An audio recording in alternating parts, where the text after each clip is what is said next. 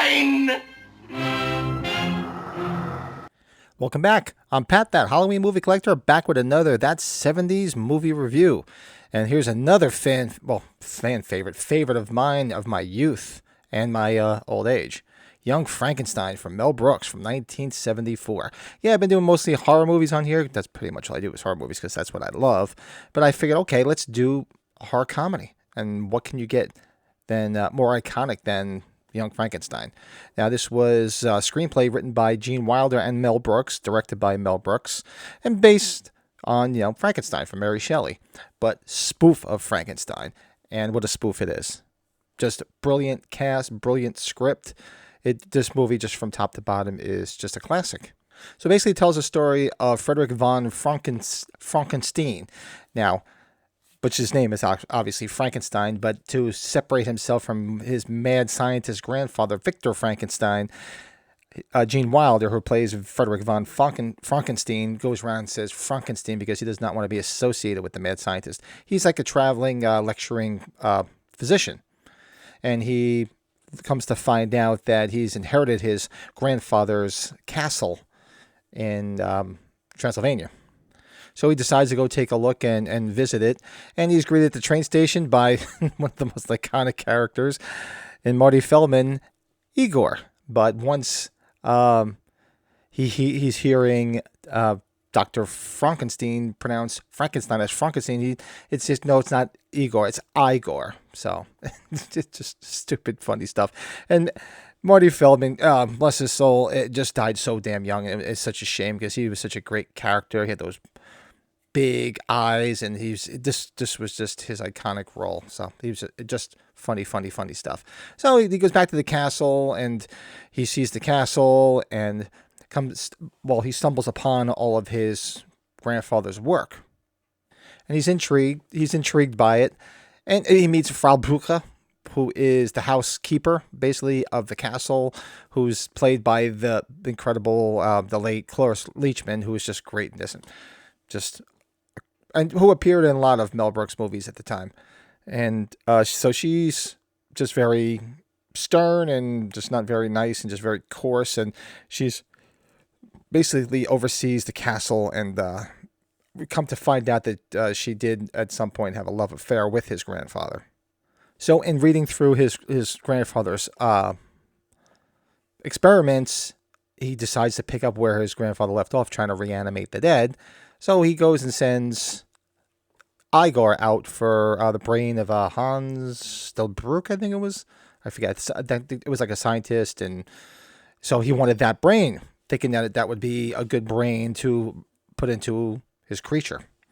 So when Igor goes to pick up the brain, he's startled because he sees his reflection in one of the jars, and he drops and ruins that brain. So he grabs the next one, which said abnormal, and he reads it Abby normal.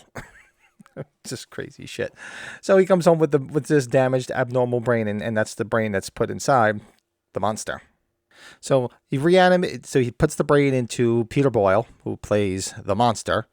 Brilliant role, Peter Boyle in this. Loved Peter Boyle in pretty much everything he did up until his last outing as Frank Barone, which was iconic and unto itself in Everybody Loves Raymond. So Frederick does discover Frau Brücke setting the monster free, and that's when he's roaming the countryside. Meanwhile, the townspeople are all growing a little weird, and there's a police officer, Kemp, I think that's his name. He's got one eye, and he's got a prosthetic arm, and it's just, he's a iconic character unto himself. And so it escapes into the countryside, and they're looking for him, and of course now you have parallels to the real story of Frankenstein, where he comes across a young girl, and they think he's going to harm the little girl, but of course he doesn't harm the little girl, just like in the original Frankenstein. And then, of course, true to form, like the original Frankenstein story, he comes across the blind hermit. And this is probably one of the most iconic scenes in the film as well. And who plays the blind hermit but the incredible Gene Hackman. So he's sitting there and he's saying, "Oh, I'm so happy to have your company," because he's so lonely. Sits him down, try to have soup. He keeps pouring the hot soup on him, and he's saying, "Oh, I got cigars. Let's have cigars." He lights Peter Boyle's finger on fire, and of course he's freaked out by the fire. and just crazy, crazy stuff. So Frederick entices the monster back and says, we can do this together. We could be rich and famous. So he entices him back, and then he puts on. He's trying to show the townspeople that the monster he's tamed the monster. He's trained him. There's nothing for them to worry about. So they put on this whole show where he's basically showing the monster, which is very crude in the beginning, and they're all shocked, like, oh my God, this monster. And then all of a sudden they have a top hat and a cane, and they're doing a whole floor show of putting on the Ritz, like one of the most iconic things ever. And so they just have that, and it's just hysterical, how it all plays out. And then just as the crowd's cheering and warming up to the creature, one of the floor light bulbs on the stage explodes, and he freaks out and turns back into like a monster because, explosion, the sound scared him, a little flash of light because he's still afraid of fire. So he runs off into the crowd, and then the townspeople and the police actually capture him, and he's locked up in the jail. Meanwhile, back at the castle, he's trying to figure what he could do to straighten this all out. And meanwhile, through this whole thing, he has an assistant, Inga, who's played by a young, beautiful Terry Garr. And of course, she comforts him. And meanwhile, he's already engaged. He's engaged to like this wealthy socialite who is actually played by Madeline Kahn. So they end up fooling around and having sex on the reanimator table up in the ceiling. They come down, and then they are smoking cigarettes because they just had sex. And Frau Brucke comes in and says, guess what? Your fiance is coming to visit. And one of the funniest line, I suggest you put on a tie, because they're laying naked underneath the towel. So, of course, he's trying to straighten everything out because now she's coming, and that's his fiance.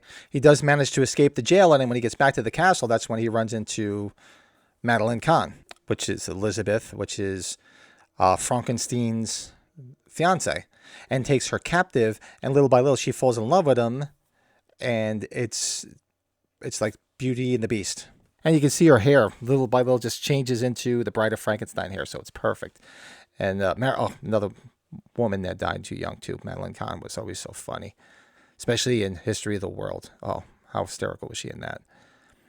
And of course, when so Frankenstein lures the monster back to the castle because he loves music. And there's actually a scene where earlier in the movie too, where Frau Brucke is playing the violin because it soothes the beast. So he lures the monster back to the castle by playing the violin, gets him on the table, straps him down, and now what he's going to do is he's going to try to transfer some of his knowledge and his sensibilities and his calmness into the monster, so they won't want to kill the monster because they're afraid of the monster. So this happens, and they think he's dead. Unfortunately, he's not dead. He comes back to life, and meanwhile, the monster comes alive, and he's talking to them, all rational now, because now he has the right mindset, because he had a lot of his thoughts come from Frankenstein. And the townspeople welcome him with open arms because now he's normal, and they're like, okay, this is great. One of the iconic scenes where the Officer Kemp goes to his side, let me give you my hand, and they shake hands, and his big prosthetic arm comes off. Just crazy, crazy, stupid shit. Just a great movie. And of course, now happy ending is you see the monster and Madeline Kahn. Now they're in love, and they're obviously going to get married. And now Frankenstein has his girl, which is Inga, Terry Garr. So it's a happy story in the end. So if you have not seen Young Frankenstein, you do not know what you're missing. I bought a Mel Brooks set of films for my son years ago because I used to tell him the story about all the films I watched as a kid that were just iconic, like History of the World, Silent Movie, Blazing Saddles, and of course, Young Frankenstein. And actually, here's the set because I uploaded it just to get some visuals for this. Mel Brooks said I bought this for my son years ago. He loves it. He takes it back to school with him in college, and his friends love the movies. Just great movies, fun stuff. And God bless Mel Brooks. Was he 93 or 94 now? And just came out with History of the World 2, television series on Hulu, which I have to go check out. I still have not had a minute to check it out. But this is a review for Young Frankenstein. So if you haven't seen Young Frankenstein, go see it. So on this channel, for that 70s movie review, I give a review between 1 and 5, and I give smiley faces. So out of this, I have to give this a 4. This is easily 4 smiley faces because this movie is just iconic. It was actually nominated for 2 Academy Awards at the time, not for acting, but for I think the score and the screenplay. I think which was pretty crazy for a movie like this. And I'm pretty sure it was in the National Registry of Films to be preserved in the Library of Congress. It is just an all-around classic. And I wouldn't say it's been forgotten about, but you don't hear too much about it anymore, which is a shame in some of the horror circles. Because, I mean, yeah, it's not really it's a horror comedy, but you know what?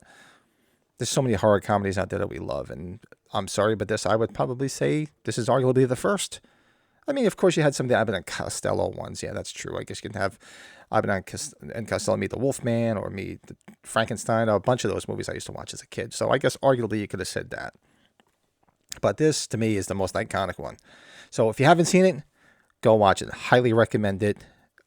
And deep dive into Mel Brooks. Most of his movies, let's face it, though, in today's climate and culture, I don't know how many of his movies would be able to get made because of some of the jokes that were a little controversial. Actually, they weren't really controversial then, but now everybody's, where everybody's just so serious about everything. It might be a little controversial now. But go do a deep dive into Mel Brooks. Brilliant stuff. Everything from right from The Producers, which was his first movie. And actually, The Producers was turned into a Broadway play. And actually, Young Frankenstein was turned into a Broadway play that was a couple of years ago now. Actually, probably within 10 years already. Didn't get a chance to see it. I did want to go see it, but I never made there to see it. But all the way from like The Producers, which is a fantastic movie, all the way up to Spaceballs, Robin Hood Men in Tights, just deep dive into Mel Brooks, and you'd be very happy you did. So that's this week's 70s movie review. I'll pick another movie to do next week, and that's 70s. Probably another horror movie. I'll go back to horror. I mean, this is technically a horror, but it's also a comedy. And I'll figure something out cool to do. But do me a favor, make sure you like the video. Helps a brother out. If you have any ideas on any reviews from the 70s, whether it be horror, probably start doing some comedy stuff too, because there's so many great comedies from the 70s too. I mean, I'm primarily a horror guy, but so many great comedies and some of the other movies that came out as well. And I've just been focusing mostly on horror, but it'll be a little bit more broad-based as I work through all the horror films that I do like. And but do me a favor, if you haven't subscribed, hit that subscribe button. We're getting closing in on 600 subscribers. Be nice to hit that 600 mark. And feel free to roam around the channel and see if there's anything else here that you like. There's horror movies, there's comedies, there's watch-alongs, podcast, Kiss. I mean, there's just tons of shit, all sorts of shit. So check the shit out. That's all I can say. And until the next that 70s movie review, which is probably it'll be next Friday. Talk to you soon.